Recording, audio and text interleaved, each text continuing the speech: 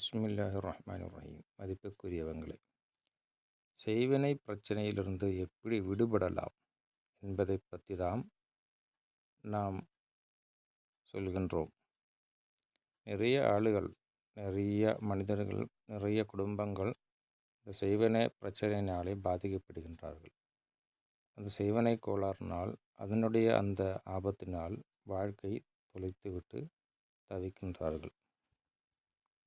மனிதர்களுக்கு உடம்பால் பாதிக்கப்படுகின்ற செய்வினையால் வருகின்ற உடம்பு பிரச்சனைகள், நோய் நொடிகள், தொழில் பிரச்சனைகள், தொழிலில் வருகின்ற பிரச்சனைகள், தொழில் இல்லாய்மை, தொழில் இருந்தாலும் அது முடக்கங்கள், தொழிலில் ஒரு முன்னேற்றம் இல்லாய்மை, மனத நிம்மதி இல்லாய்மை, குடும்பத்திலே பிரச்சனை, எப்பவும் சண்டை சச்சரவு, இந்த மாதிரி பிரச்சனைகள் வெளியிலிருந்தும் சமூகத்திலிருந்தும் எல்லாம் விரோதங்கள் வந்து கொண்டு இருக்கின்றது.